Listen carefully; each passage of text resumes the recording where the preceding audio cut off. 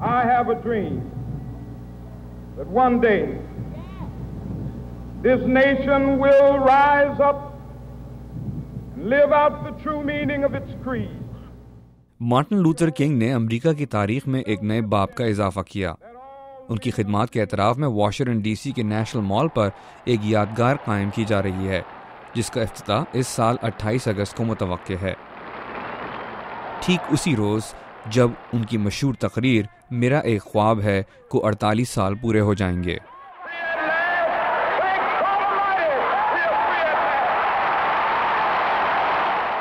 Harry Johnson Martin Luther king memorial foundation کے صدر ہیں. ہیری جانسن کہتے ہیں کہ ان کے خیال میں اس فاؤنڈیشن سے تعلق رکھنے والے سبھی لوگ بہت خوش ہیں یہ دیکھ کر کہ یہ یادگار اب ایک حقیقت بن رہی ہے.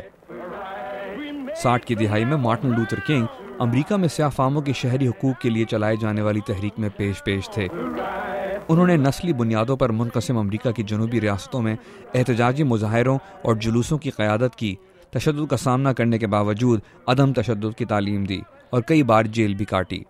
ان کی کوششوں کے نتیجے میں یہاں 1964 کا سول رائٹس ایکٹ پاس کیا گیا جس کے تحت جنس، نسل، مذہب اور قومیت کی بنیادوں پر امتیازی سلوک کو غیر قانونی قرار دیا گیا.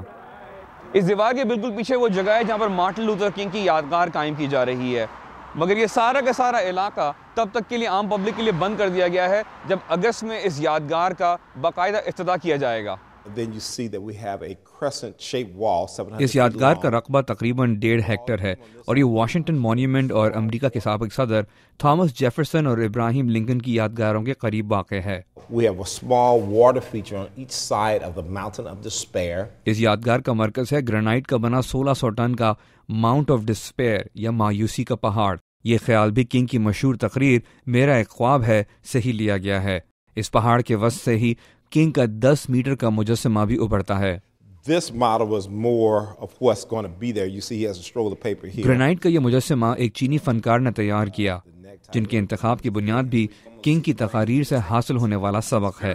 Martin Luther king memorial foundation کے صدر ہیری جانسن کا کہنا ہے کہ وہ سمجھتے ہیں کہ کنگ کا پیغام تھا کہ انسان کو اس کی نسل نہیں بلکہ اس کے کردار کے معیار پر پرکھنا چاہیے.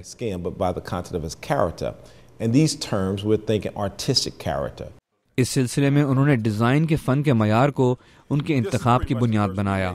جانسن مزید کہتے ہیں کہ کنگ کی یہ یادگار امریکہ میں پائے جانے والے تنوع کی ایک علامت ہوگی اور یہ دیکھنے والوں کی توجہ اس ترقی کی جانب مبذول کرائے گی جو اس ملک نے شہری حقوق کے حوالے سے کی ہے.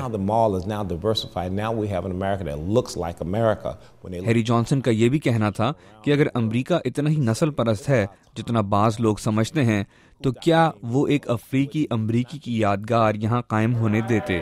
نہیں. لہٰذا اب لوگوں کا ماننا ہے کہ امریکہ میں تنوع کو قبول کر لیا گیا ہے اور ہیری جانسن کے خیال میں یہاں آنے والے بھی کہیں گے کہ ہمیں بھی ڈاکٹر کنگ کے بارے میں مزید جاننا چاہیے. جانسن کا کہنا ہے کہ اس یادگار کے افتتاح کے موقع پر صدر اوباما کی موجودگی بھی متوقع ہے جو امریکہ کے پہلے سیاہ فام صدر کے طور پر تقریر کریں گے. جیف سوائیکورٹ کے ساتھ عمران صدیقی، اردو VOA.